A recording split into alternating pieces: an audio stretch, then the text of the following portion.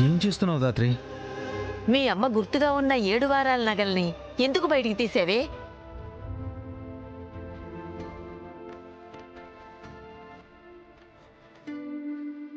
ఆడపడుచు కట్నంగా పెళ్లి కొడుకు అక్కకిచ్చి సిరి పెళ్లి చేయడానికి తీసా. అయ్యో, నీకేమైనా పిచ్చి పట్టిందా? అసలు నువ్వేం చేస్తున్నావో నీకైనా అర్థమవుతుందా? ఈ పని వాళ్ళు నన్ను అడిగినప్పుడే చేసుండాల్సిన సుబ్బు. ఇంతసేపు ఆలస్యం చేసి అందరినీ బాధ పెట్టాను. సరే పదండి వెళ్దాం. అవి మీ అమ్మ నగలు దాత్రి. చిన్నప్పటి నుంచి ఆ పెట్టెని మీ అమ్మ జ్ఞాపకంగా భద్రంగా దాచుకున్నావు కదే. ఇప్పుడు ఎవరికో ఇస్తానని ఎలా అంటున్నావే? ఈ 7 వారాల నగలు చేయించేటప్పుడు మీ అమ్మ నిన్ను ఎలా అలంకరించాలనుకుందో చెప్పడం నాకింకా గుర్తుందే. ఏదో ఒకటి చేద్దాం, ఆ నగలివ్వకే.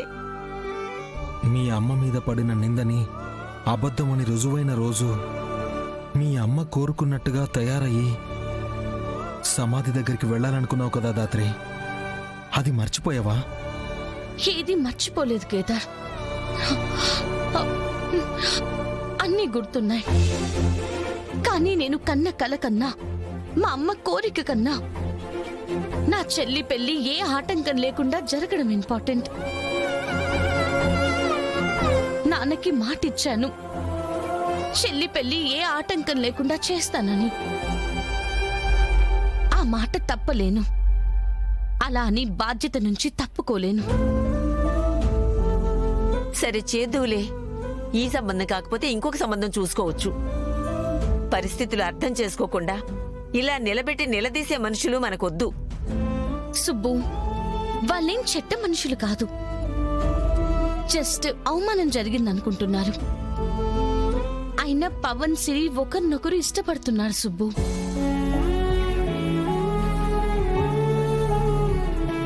సిరిని సుజాత అత్తయ్య అమ్మలా చూసుకుంటుందని నాకు నమ్మకం ఉంది. అయినా పెళ్లి పందిర్లో నా చెల్లి పెళ్లి ఆపి అందరి ముందు సమాధానం లేని ప్రశ్నగా నిలబెట్టలేను. రేఖ, రాగిణి, నిషిక ఏ రోజు నిన్ను తమలో ఒకరిగా కాదు, కనీసం మనిషిగా కూడా చూడలేదు. అయినా కూడా ఎందుకే నీకు వాళ్ళంటే అంత ప్రేమ?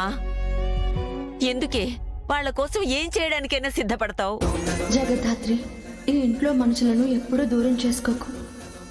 ఈ ఇల్లే నీకు ఆస్తమ్మా, అర్థమైందా? అలాగే అమ్మా, అలాగే అమ్మా. ఇది నా కుటుంబం సుబ్బు. వాళ్ళ కోసం నేను నిలబడ్డానికి నా కారణాలు అవసరం లేదు. ఇంటికి కష్టం వస్తేనే తట్టుకోలేను. అలాంటిది ఆ కష్టం నా వల్లే వస్తుందంటే నేను చూస్తూ ఎలా ఊరుకుంటాను?